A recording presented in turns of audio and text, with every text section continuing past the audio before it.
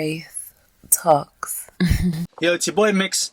How you doing? It's mikstv. I know it's been a while, and today we're going to be doing an episode of Wraith Talks, episode 2 of season 1. And guess what? We've only got DJ Day in today, the one and only. Yo,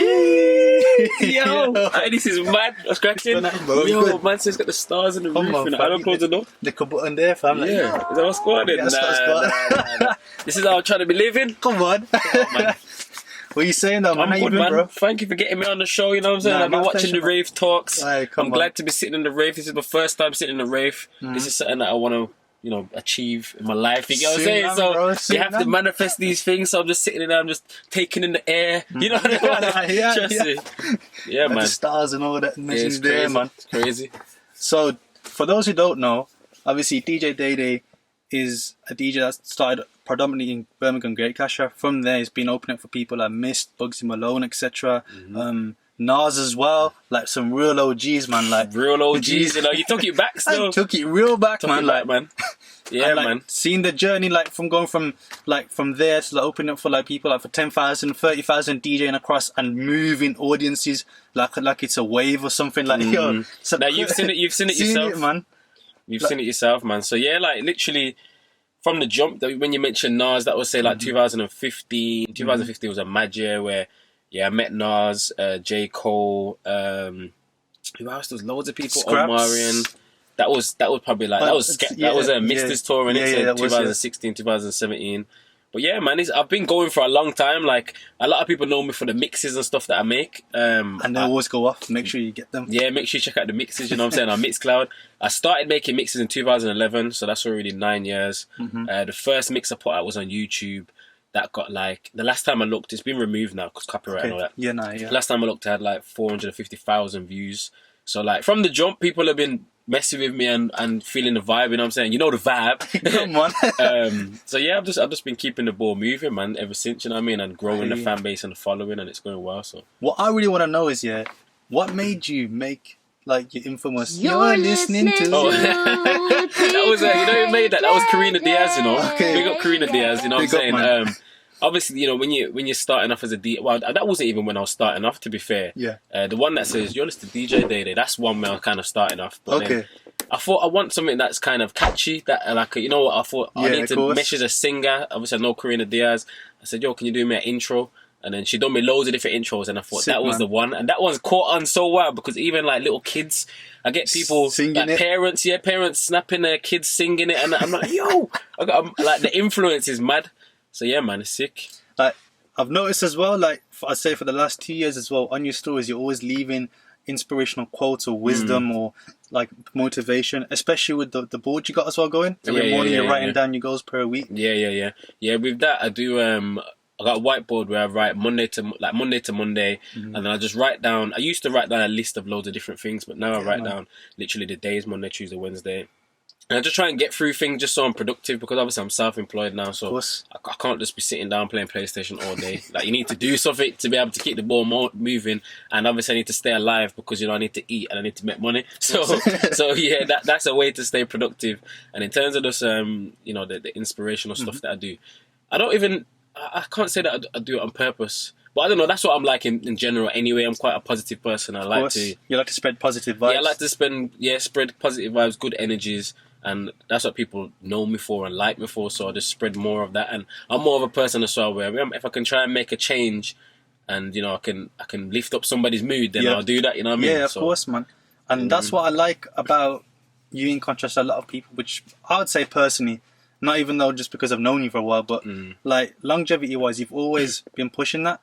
And you can see like when people meet and greet you or whatnot, they always have that like, they like, because they feel like they know you through the stories and the positivity that you spread. Nah, definitely. And it's good to see because the journey from like we took it back from there to all the way now, it's been amazing. I mean, what was the Mist tour like for you? Like when you moved that Leeds crowd, like that one was mad.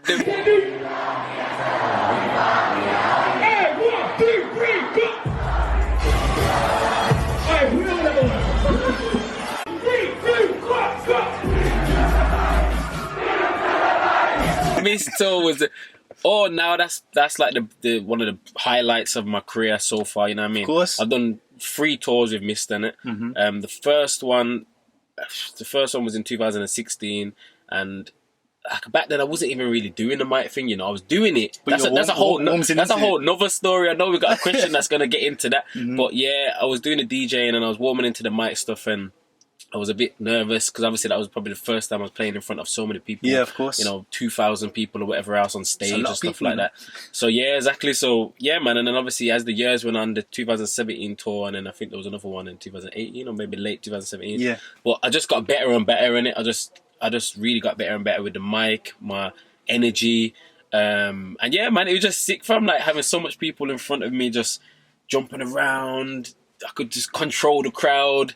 And just being in the environment, and obviously being with Mist as well, who I've known since secondary school, and just being around, you know, them, like, it was a good vibe, man. It was sick.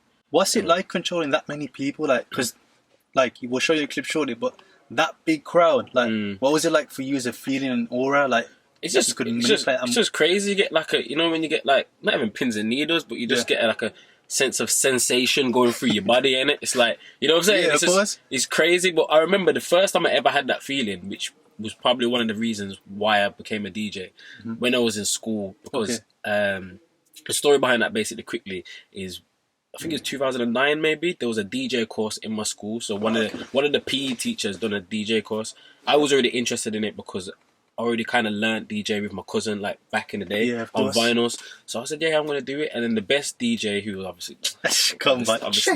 there was a few, I think there was about 2 or 3, but I can't remember who else was in the class. But I remember, basically, at the end of the course, you get to do the school disco, school party, the end of year party or whatever. Yeah, of course. So I've done that in the assembly hall or whatever else. Nice, man. And I remember playing Temper T, and it was going off. Like, I remember back then, Temper T and Funky House was like the thing, yeah, innit? The thing, so yeah, I the remember Temper T song, that next, get out of the car. I remember everybody jumping around, and I'm looking like, yo, what's going on? Like, that's the first time I had the, like, you know, when you kind of, like, your hair's kind of, you get goosebumps. I'm like, I couldn't believe what was going on. And I didn't even have to wheel up the tune then. I don't even think you could wheel up on them decks in it. But yeah, that was the first time I had that feeling. So related back to, say, the Mist thing, same kind of feeling. It's just a good feeling where you're projecting energy and the energy's coming back, you know what I'm saying? Of course. So sick. I think the kind of vibe you give me as well, like, it's like a Nipsey Hussle kind of vibe where you know more. You always preach about assets having more than liabilities and all these things. Obviously, for the younger generation now, they don't know much about that. But obviously, you educate them. But for those that don't know, do you mind touching a bit on that? Yeah, well, I can't say, you know, I'm not like flipping. I'd say you're from that stem though. Yeah. I think in the sense of that, I do like to say, like, read books. I probably don't read as much as what I should, but I'm very up on, like, personal development. If I'm not reading something, then I'll probably listen to a podcast or audio book. Of course. Like the one I'm listening to now is Hustle Hard, Hustle Smarter by 50 Cent. Okay. The first book that I probably read, like, in terms of personal development, was Rich Dad Poor Dad, which, as you say, teaches you about assets and liabilities. Of course. Assets being things that put money back into your pocket, liabilities meaning things that take money out your pocket. So, I don't know, for example, like, I can explain it. Let's say, an asset would be, I don't know, say for just in terms of DJing, and if you're buying decks, then that's going to be an asset because you're going to be learning to then eventually get money by doing what you enjoy doing. 100%. Liability will probably be like a PlayStation, unless you're a gamer.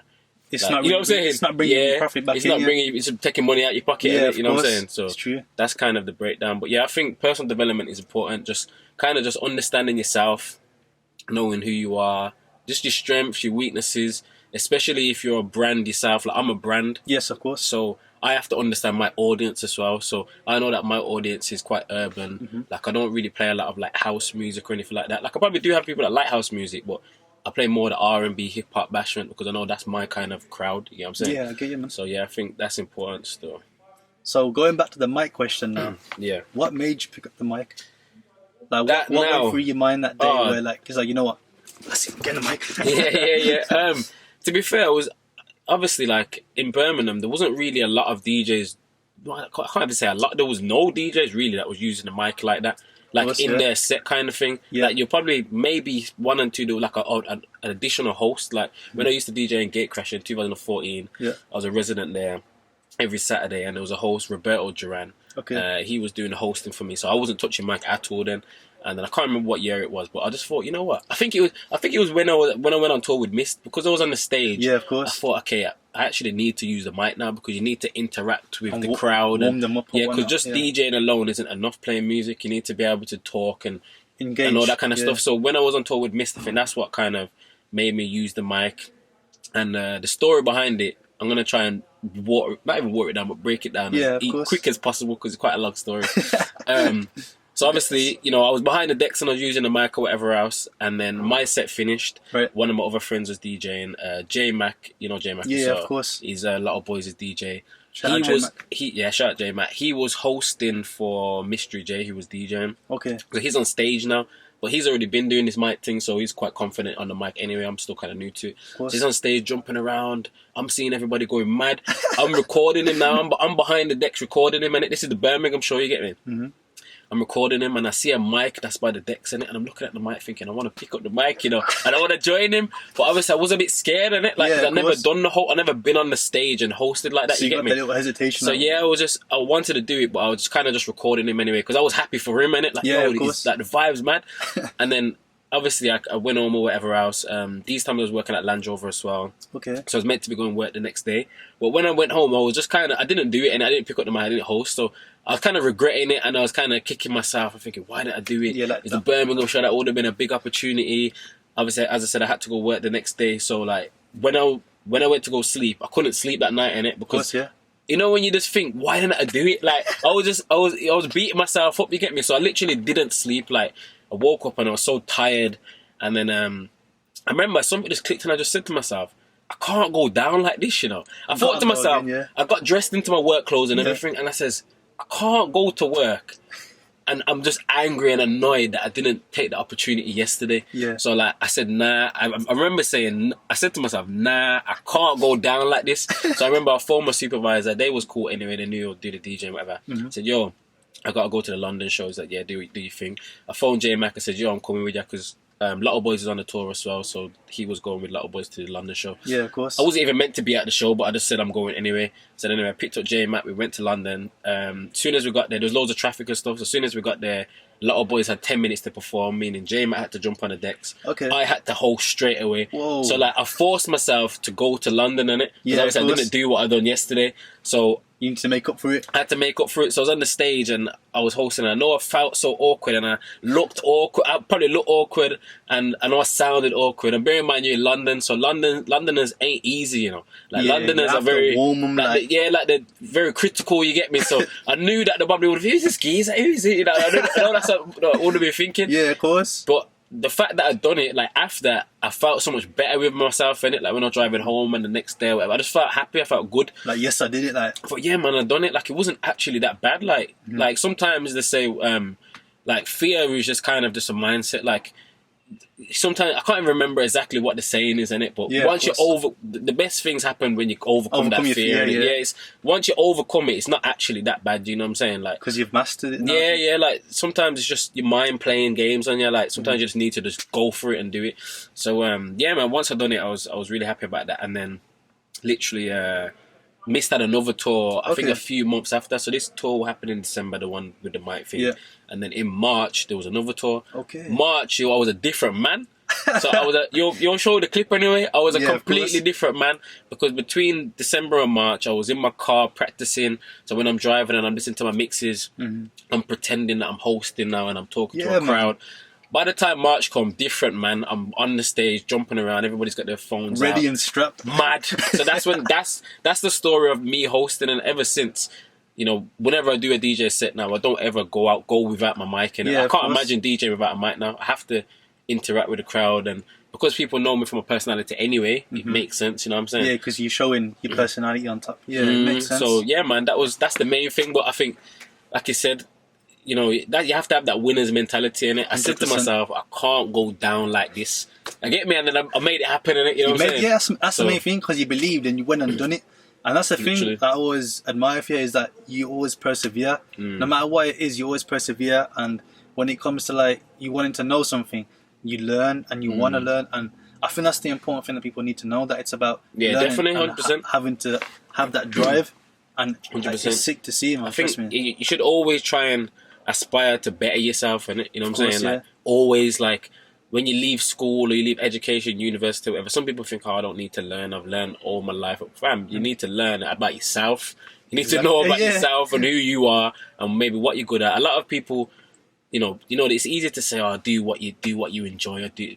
A lot of people don't know what they enjoy in it. So that's when you kind of need to look at yourself rather than kind of seeking outside to think, okay, what can I do? Like, look at yourself and think, what, like, you know what I'm saying? Like, you have to really understand yourself in it. Like, sit down and actually put pen to paper. Like, buy a book. I've got 2 books now. Okay. Where I bought this book when I was leaving Land Rover. That's a whole nother story. I've got a few stories for you know. Yo, just bare stories, man. We haven't even asked no questions yet. Alright, so this one now. Basically, when I was leaving Land Rover, I was working there from 19 to 23. So I left working full-time job when I was 23. Okay. And what happened now? So basically, there was a change in the shift pattern. So I used to do afternoon shift, which was all right. I could do 1:30 till 9. Yeah. I could go to the gym after work, and then if I had a DJ set or whatever, I say 11. You try to balance it in between. I could do it because it was all right. But then they was going to change the shift pattern to like mornings, nights, afternoons, and which it would have just interfered with your thing. Yeah. Interfered with what I enjoy in it and what I do. So that's another thing I says, nah. I seen that as a sign. I believe in like signs from God in it. Yeah, of course. I thought, okay, this is a... Bear in mind, I've been doing the DJing for a minute now. I've been building up my brand. I do mixes or whatever. Bucks. So then I thought, okay, this is a sign where now God's saying, you need to go out and do your thing now, innit? Because you can't make people dictate what you're doing. Yeah, of course. So then I think they gave like a letter or whatever to say, this rotation shift's going to come in place in the next 3 months. So I thought, okay, now I need to... I bought the book. I bought a plain book from Tesco, literally just line paper book. Yeah. And I used it as like almost like a journal kind of planning book. So took it back to school, done a spider diagram where I put in the middle like what can I do with my free time, and then you put DJing and this and you know what I'm saying. So just so it's visually there for you. Visually there, you need to, because you can only fit so much things in your head in it. You need to write some stuff down on paper. Yeah. So then when I've done a spider diagram and I've done this and done that, it's then clear. On the next pages, you go into more depth. Yep. So you're planning these things. You know what I'm saying? Mm-hmm. And obviously with the preparation, cutting a long story short, cutting a long story short, with the preparation of that, I handed in my notice. And I asked the supervisor, I says, how long's the notice period? Yeah. He said 4 weeks. So I timed it basically and handed it in. So I left within 4 weeks. And I would have went to Iron Apple the day after or something like that. Yeah. And then say I handed my notice on Wednesday. The following week, on the Wednesday or the Thursday, the supervisor gave me a letter and says, just sign this. This is just to say that you're leaving, blah, blah. So when I've looked at the letter now, I've signed it and that, and then I looked at the letter when he walked off, and it says that my next day would be tomorrow. Okay. So I'm looking, bear in mind, I only handed my notice in the previous week, and it said 4 weeks notice. So what were you feeling like at that moment when you saw that? I looked at it and I was like, I thought it was like some kind of typo in it. I was like, I'm thinking like, I don't understand tomorrow. Like, are you sure? So then I went back up into the office and I've said, yo, like, man, this says tomorrow in it. Like, I handed my notice in last week. Then he was like, because you've been here for like X amount of years or whatever, you only need to give a week notice. So I was like, I was told 4 weeks. But then I was like, okay, I'm leaving tomorrow. I was like, that was like, whoa. I just hit you like, whoa. I was like, but you know what it is though? I felt like I was ready though, innit? You see, because I've been doing the planning. So it wasn't really a shock. It wasn't a shock, innit? I've been I was writing down, I was reading. This is when I was reading the Rich Dad Poor Dad. Like I felt like my mindset, I was ready to leave anyway. Yeah, of course. So I didn't mind anyway. Because you had it mapped out. So then that was just, I remember being in the office, I was just like, I can't believe it, I'm leaving tomorrow. Like, I'm going to be in the world, like I'm not going to be working and all that. So then I remember I went downstairs and I told the man them or whatever. Everyone was like, I can't believe it. The next day I brought in the cakes and obviously whatever you leaving, do. Whatnot, yeah. And then obviously then that day on the Friday when I actually left, I remember just stepping at the building, I just looked at the world, I was like, yo, I'm out here, But obviously the moral of the story is in terms of when I said buying the book, preparing, understanding yourself, and just that kind of stuff, so you're ready, innit? You know what I'm saying? So it's all about, if you're going to go into that venture, you have to plan. Yeah, it could be anything. Any opportunity that arrives, should I say, plan for it, innit? Like, sit down and, like, write stuff down. Like, say, like, motivational speaking. I've done that a few times as well, where people have said, yo, like, because like you said, I'm quite, people see me as, like, an inspirational person or whatever else. So, like, somebody's putting, like, a motivational event, so I've had to kind of plan for that as well. So I've just wrote down notes and reading over the notes. If I just go there without planning, they say if you fail to plan, then you plan to fail. And yeah, of course. So Yeah. You want to go there with a guideline, basically. Yeah, That's yeah. what our plan is. Or just in your head and just know what you're doing, innit? You know what I'm saying? You don't want to just freestyle, because that's when it goes down. You know what I'm saying? That's when it's like, wow, what am I going to say now? Yeah. So yeah, man. So yeah, that's that, man. So from there now, from you leaving Land Rover, what was it like in that period from, let's say, from leaving to like all the way to doing the mist tour, like that transition period in between then? Would you say there's trials and tribulations that occurred for yourself to growth? I'd say, I don't know. Obviously, like I said, because I've been building my brand prior to that anyway. Prior to me leaving, it was just kind of more so just keep working on it. Yeah, this additional building it, and obviously say I do events and stuff as well. Like I've been doing events for a while. DJ Day Day and Friends, yeah, right? DJ Day Day and Friends. DJ What's Day Day that events, about? Instagram. What they don't know about, because those events go off, you know, like Bambi, wherever. Yeah, you know what it is. In terms of them events, it started off. I'm 26 now. Yeah, and I started the first ever event that I done was with my 3 friends and my cousin who was already in events industry. Of course. Good night, Sal. Big up GNO. Yeah, and it was my 21st. I want to say 31st. My 21st birthday. I think. Trust me. No, not yet. I think it's good to, if you are thinking about doing an event or hosting your own events, it's good to do it on your birthday, innit? Because it's going to be your birthday. Everyone wants to turn up. People are going to come and celebrate with you. Then you can kind of create something from there. So I've done my birthday event, my 21st birthday, and literally ever since then, pretty much I've been doing events kind of every 2/3 months. And it's just kind of built and built and built. Of course. Yeah, man. I think I've got like a good, strong, loyal following that always come to my events and have a good time. I've been planning some more events and stuff as well. So especially obviously with what's going on now, COVID and all that. Yeah, like, of course. Nightclubs ain't open right now, so planning on doing some other stuff. You know what I'm saying? But during quarantine though, which is what interesting. Like I think you're one of the most first DJs that were doing the DJ Day and Friends live on Instagram. Yeah, that was on my Instagram. And that was going off on your Instagram as well. Like you had people tuning in every week. Like, yeah, it was good. I think obviously that happened, and it's the whole COVID thing that kind of it messed up my birthday event, because I had a birthday event. My birthday's on the 30th. This whole COVID thing kind of really announced properly the whole lockdown. I think it was like the 20th of March or something like that. Yep. So then from there I was like, okay, first of all, okay, let me do a live. Then I thought, okay, my birthday was on the 30th. What I'm going to do for my birthday? I may as well do a live and get drunk. So then I was doing I started just doing bare lives. Yeah, man, shot a clock and that. It just and then I thought, okay, let me make it a consistent thing, or let me make it so people know a day and a time. So then I was doing Friday 9 p.m. I've done that for about 13 weeks, which is kind of like 3 months, and that was just mad, because like, you know, I had a nightclub basically downstairs in my house. I'll get drunk and I'd have a good time, and then I'd come out the lab and I'd be waving like, Mum, I'm drunk, and I'll just go to my bed upstairs. But at least my bed's upstairs, you get me, so right, I have to get a taxi or nothing like that. So yeah, no, that was good, man. You had a lot of influencers tuning in as well, like joining your lives as well for them. Like, it was really good to see. Like, yeah, I had Miss joining one of them as well. That was good. Done a shot with me. But then it started messing up the audio and stuff, so I had to just do it on my own. And I had a couple of girls going up there doing their little thing. It's all right. So it's all right. It was all right while it lasted, man. I'm probably gonna do lives here and there, but now obviously people seem to be going out and stuff. Now it's just it's one of them ones, isn't it? Okay, yeah. I mean, so what's next for DJ Day Day as a brand, would you say? What's next? I'd say I've been learning like music production, so obviously say like producing.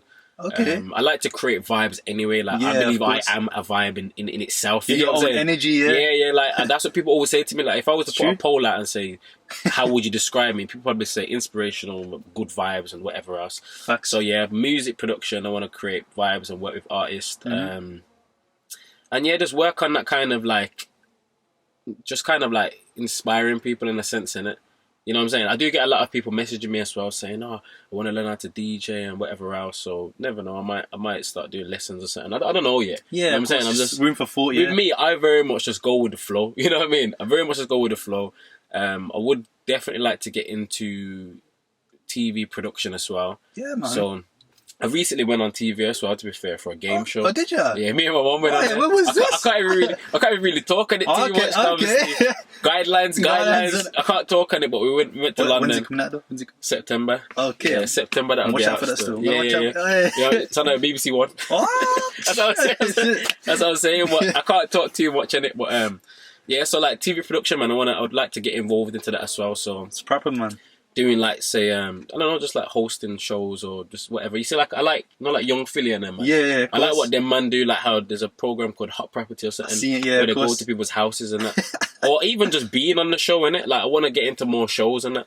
I had an email, I saw it over there, so for some dating show. I might go for it still. Top 5 crepes. Alright, Day. So this segment of the show is called Top 5 Crepes. Alright then. Sponsored by Cars and Clicks. Shout out Cars and Clicks. So basically, what are your top 5 crepes? Top 5 crepes. Now I'm not gonna say these in order. Just any random order. Yeah, I'm not gonna say them in order because then it gets all political. Yeah. Air Force Ones obviously have to be on there. Your all whites, come on. Classic. Apart from, I just hate the fact that they always crease. That's what gets on my nerves. Yeah, the toe crease. Yeah, you can only wear them a few times and then they dash them again. The trainers that I got on now, which you can't see, but they're the Air Max Vapors, I think called Vapor Max, something like that. They got the air bubbles all around. I like them because they're clean and they kind of boost up my height, you get me? I'm a bit short, you get me? I'm like 5'7" with it, so obviously boosting me up to like 5'8", you know what I'm saying? His life is like 5'9" still. Yeah, no, I'm not 5'9", but I'm like 5'7". Anyway, them ones, the Vapor Max. Jordan 11s, I got a few pairs of those. Jordan 1s. I don't even have Jordan 1s myself. You know me, I know I'm not really a person that spends a lot of money. So like Jordan 1s, like I love them. When I see them on other people, you appreciate them. They're like, yo, they're hard. But then, I don't know if I can justify spending that much money. But like, you know, when you get the exclusive ones, like, but it just depends. Nice collection of 11s. Yeah, man. Yeah. It just depends. But I like Jordan 1s a lot. And the last, hold on, we've got one more in it. One more, yeah. Oh snap. Okay, the last one I'm gonna say. Interesting. Let me say if I was to go out in it, if I'm, but then really, I'd need about 2. You know, let's just say Giuseppe's in it. The high top Giuseppe's, just because I've got a few pairs of them and I do like them and I think they're very neat. Like because you can wear smart casual or whatever. I think if you're going out, I have to throw in some neat trainers, sort of neat trainers. Yeah, of course. I respect that. What colorway though? Like if, say for example, I don't know, you're going out on a dinner thing or something. Why? I suppose you can't beat black in it. You can't beat black. So there's the black and there's the black with the gold. I remember I bought my sister them one of the Christmases a few years ago. I was feeling rich in it. I said, yo, I went to Selfridges. I bought 2 Giuseppe's 7 bills. I was like, whoa! I think I bought 3 actually, a bit more. I had. You really were balling like that. I don't know, I felt rich in it. I bought the green ones, some green snakeskin ones, they're sick. I bought 2, I'm lying. I bought the green snakeskin ones for myself and I bought the black and gold ones for my sister. Whoa. So yeah, I think Giuseppe's, I do like them. And I like Balenciagas as well. Yeah, you can't go wrong with a pair of them. In terms of going out, I just like the standard Balenciaga high tops in it. Just the black ones. Yeah, just a standard. Nice because I've got them. I know I've named 6 trainers now, but I have to throw them in because them black Balenciaga leather ones, you can just wipe them down and they're always gonna look neat. Like whatever you wear them with when you're going out, they're gonna look neat. Yeah, especially if someone drops drink on them, you can just wipe it down. Wipe it down and get one baby wipe from when you're gone. You get me? Yeah, good. If it's a red thing or white one, you're gone, bro. That's what I'm saying. So yeah, man, I would say they're the top 5/6 scripts. I respect that still. That's a cool collection, you know. Let me know what you think in the comments. Right, and moving on, we're going to be going on to our last segment, which is Guess the Drink, sponsored by Snack Attack. Ooh. You heard that. So this segment is sponsored by Snack Attack. Yeah. Basically, you're going to have to guess this drink flavour. So we're going to give you a sip, and you're going to have to like connoisseur it, you know, whatnot. Right, that's cool. And so, Alfred, do you mind passing that over, please? Cheers, mates. There you go, bro. Yeah, alright then. Can I smell it? Yeah, of course, you can do your thing. Okay. Smell it like a kind of cherry, like some cherry kind of flavour right now.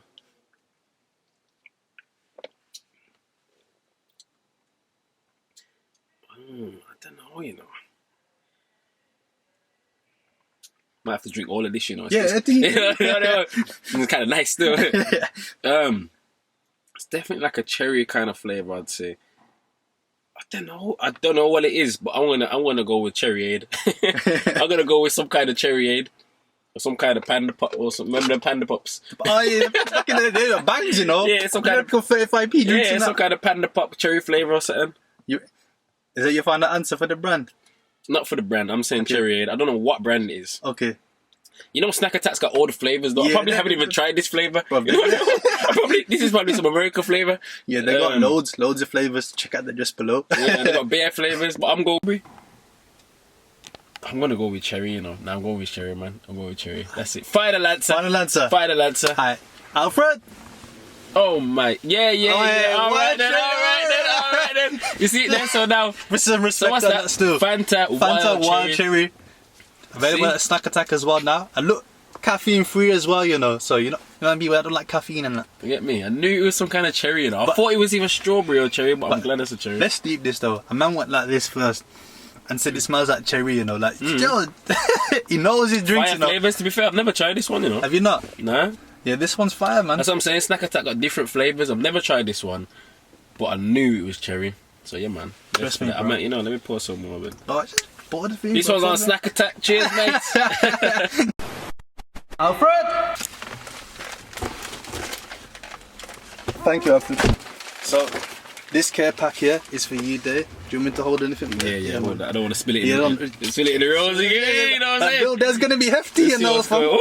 This whole pack. Whole pack still. Oh, damn. Yeah, hold this for me. This is heavy, you know, people. This is a whole bicep curl, you know. You may as well open the thing still. Show what you're dealing with over there. What's going on? What's going on? We got the, I don't even know how to pronounce that Some one. Hershey's like that? Some Hershey's, Swiss rolls, yeah. Oh, we got the Cadbury Dream. Dream Back in the day. Yo. going off. Snack Attack pattern. Oh, yeah, like, Lifesavers gummy bears. Hella goodies like. Never tried any of these. Fruit punch Fanta. Oh, what's this? Oreo brownie. Oh, damn, it's going off. Big up Snack Attack each and every time. Big up. And then what beverages we got in there? We got green apple Fanta. Ooh. We got cherry Sprite. I've never tried that one. That's a new. Now this is one that I see everybody talk about, and I've never tried it. Chocolate. You know, that's a classic still. I've never tried it. You know, I see everybody. I see Tanner posting it. Yo. I see Bear Man chatting about it. So yeah, man. And then what's this? Pineapple 7 or oh my Snack Attack. That is a mixer. Snack Attack, you're doing the most, mate. So yo, Dave, before we finish off here, yeah, man. Tell the people on what's coming new for DJ Day. Yeah, man. Just hit up the socials. Let them know. Instagram at DJ Day _. TikTok, I'm doing a lot of DJ videos on TikTok, so follow me on there, DJ Day _. Follow the Mixcloud, mixcloud.com/DJ Day -1.